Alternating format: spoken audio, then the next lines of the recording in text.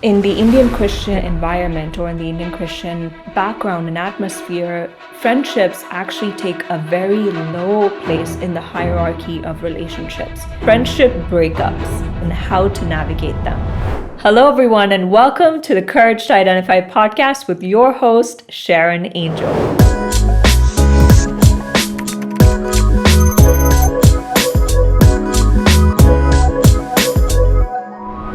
Today, we're going to talk about friendship breakups. There is an interesting stat about immigration and migration that I want to share with you that relates to friendships around the world. There are about 281 million international migrants in the world in 2020, which equates to about 36% of the global population. This is an interesting stat as we are all born in different countries, and some of us choose to migrate, some of us choose to immigrate to different countries for different opportunities like career, education, persecution, climate change, marriage and relationships, and so much more. And as we move and as we transform ourselves, as we change our lives to these different countries, our friendships take the biggest impact. Personally, for me, migration was not a choice, but I chose to immigrate because I had to survive and had to build a life for myself. Now, I could tell you stories and stories about this, but I think you should read my book, The Courage to Identify Who You Are, for context and for reasons as to why I did what I did. I think that'll give you a better understanding of my choices and where I am in life today. But I have met so many people right now in my life who have said immigration was a good decision for me. Migrating from my birth country into a new country was a good decision for me. But the one thing that they all say is there's difficulty in navigating friendships when they make new friends or try to maintain long distance friendships. There is almost a tiff, and sometimes there's also friendship breakups. So in this episode, I'm going to talk to you about friendship breakups and how to navigate them. Now, my generation, the millennial generation, is favorable of moving from their birth country to another country or one country to another for different reasons. To give you some stats, which I thought was interesting, they are approving of certain nations to migrate to. So as of 2020, 63% of millennials had favorable views of moving to the EU, according to the Pew Research Center. And about 80% were favorable to moving to countries that are part of the UN. Now, this is interesting because if you look at the stat again, as of 2022, US foreign-born population reaches close to 46.1 million. Now, when you look at the global population and look at the US population, that number is pretty high. And about 3% to 4% of people moving out of their birth country for our millennial generation is an interesting number to look at. So we are approving of uprooting ourselves and finding roots in a different country for several opportunities and for several circumstances that might happen to our lives. But during this transition, one of the main things that keeps us grounded, one of the facets of our life, or one of the ingredients of our life that keeps us grounded is friendships.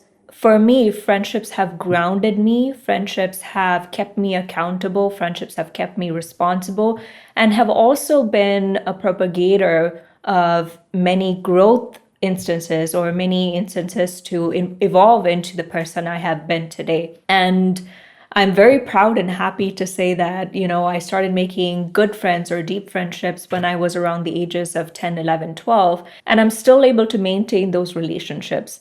It really makes me happy to think that I have friendships that are 15 years old, 10 years old, 8 years old, and even 20 years old. But it has also come with some rough patches, difficult conversations, arguments, fights. And when these arguments and fights have to happen over long distance, that makes it incredibly difficult. So to share some experiences, when we have long distance friendships, when we try to maintain long distance friendships, it is very important for all of us to understand that time zones are different. We live in different countries, we live in different continents, we might be in different phases of life. And with time zone change and the time difference, our reactions, our body, our mind, or circumstances might be different. So it's very important to understand each other's place in life. And whoever shares whatever is going on with them, it is important to have a listening ear and also be available to having a conversation over the phone, over text, over social media, so that you both can understand each other. And I think this has been the secret ingredient to being able to maintain those long distance friendships. And friendships might be of different kinds. Now, there might be friendships when you build when you are 2 or 3 years of age. There might be friendships that you build at work, at school, in college, or when you're transitioning your career, when you're transitioning from one place to another. There might be different kinds of friendships. And I believe, and I would even advocate for everyone to have friendships and everyone to build friendships in different phases of life, because it builds trust, care, accountability, safety, camaraderie, and companionship from a very young age. And I also believe that friendships are the building blocks to other relationships in your life, such as relationship with your parents, relationship with your siblings, relationship with your significant other, with your partners, relationship at work, and relationship with people who you don't even know, relationship with people who you just meet on the street. So think about your first circle, your second circle, your third circle. Having friendships and navigating friendships will help you build these partnerships, build these relationships with others in these first, second, and third circles. Everyone talks about the beautiful side of friendship. There's so many reels on Instagram or social media where you can exchange with each other and talk about, oh, you're such a good friend, you've been there for me, saying beautiful things like that. But what do you do when you break up with your friend? What do you do when you have those fights, when priorities change, when you're transitioning, when you have an argument? What do you do? So here are my thoughts on navigating friendships, long distance friendships, and even friendship breakups. Number one, maturity is an important part of a growing, evolving friendship. Now, when we are young, our friendships are usually sweet. They're usually surface level. There's a lot of commitment there where it's like, I'm your friend, you're my friend, we've got each other's back, let's go on with life. But in all honesty, some of our friendships from when we are super young are also pretty dumb. Now, I can speak for many millennials who are watching this. You know, when we had friends when we were little, we didn't know much. We didn't understand the world as well as we do now. But I think also I would say that Gen Zers have a better understanding, or Gen Alpha and the coming generations have a better understanding of the things of life, or they are more aware than how millennials were. But I would also say that there is that innocence when we are young, and that innocence is a gift. That innocence is so sweet to have. It's so beautiful to have, because that's why we enjoy being with children, because they have that innocence. And that innocence is a gift and shouldn't be taken away from children at a young age. But as we grow older and as we mature, it is important for that innocence to not stay as naivety. We shouldn't stay naive. We shouldn't be naive, but also mature with our life circumstances with time. Because as we mature, then that gives us better understanding of life around us. It gives us the authority and the source to be able to be with friends and evolve with friends and grow in our friendships. Staying immature, staying complacent, or staying in the comfort zone is why most friendships fizzle out and most long distance friendships do not work. So it's important for both friends in the friendship to be able to grow, to be able to mature with each other if they want to have this long distance bond. And one way to do it is to ask, hey, how was your day? What's going on with you? Tell me about what's happening with your life. How can I help? And it's crucial that both friends, or the friend who is listening, to really pay attention and come in where there needs to be some kind of advice, some kind of, hey, you remember you did this, maybe you can try doing this. And sometimes it's good to just listen so that you can learn about your friend better, or be that listening ear that they actually need. Number two, the importance of accountability. Accountability is crucial in relationships. Friends tend to get away with murder, sometimes in the literal sense of the word, when their friends don't hold them accountable for their wrong actions. When you are wrong, your friends should have the authority and the grace to confront you. They should have the grace to be able to advise you in the actions, to hold you accountable, and to see the change over your wrongdoings. And when you are right or when you have done something great, they should also have the access to celebrate your wins. This is crucial in friendships, and I think many of us are missing this kind of friendship in our lives. These kind of friendships can be a base and a foundation to better relationship with your siblings, with your family, with your boss and coworkers, and even in your life partnerships.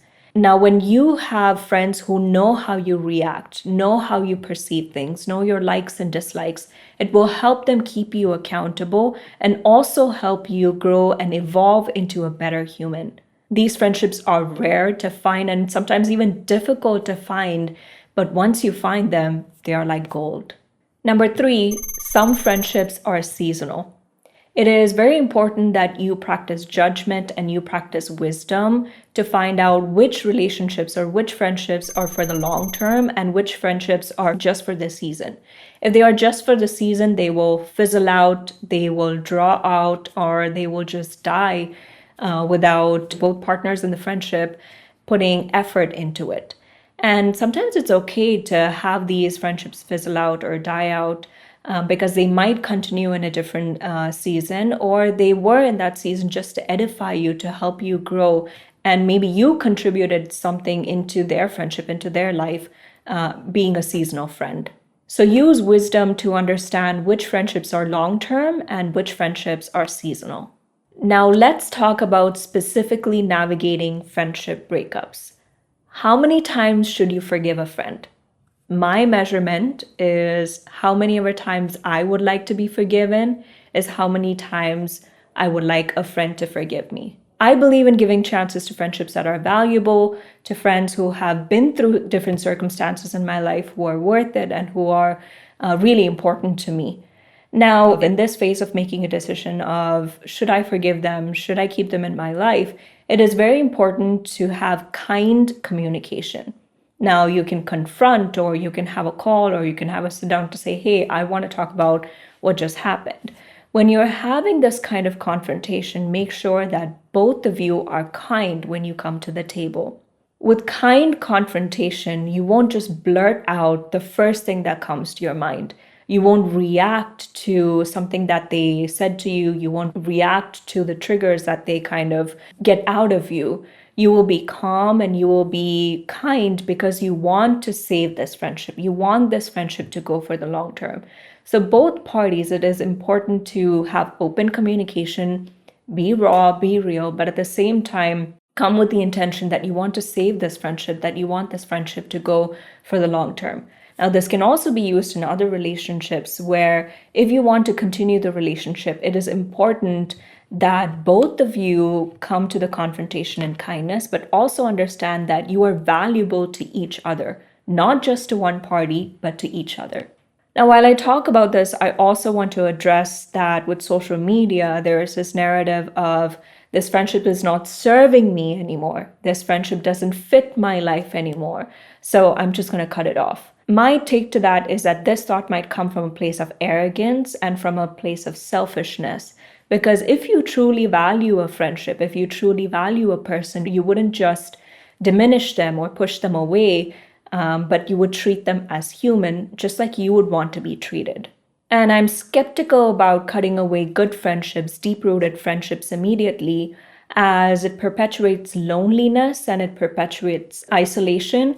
And I don't think in this generation and this time we need to be lonely or we need to isolate ourselves or isolate someone else because we chose to cut that friendship off.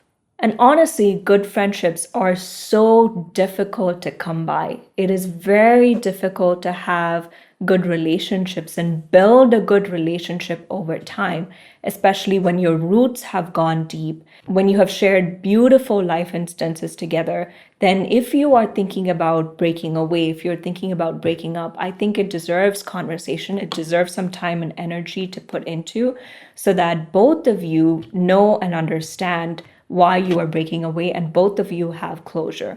That said, there are certain times that you need to break away from certain friendships. When do you break up? You break up when your conscience is clean, and you break up especially when your life is at threat. When physically, mentally, emotionally, and even spiritually, your dignity is being stumped or your life is in danger, then it is important that you step away from that friendship. Now, one thing that we are not really taught to do, or one thing that we are not told, is that as we go through life, there are so many different friendships that we will encounter.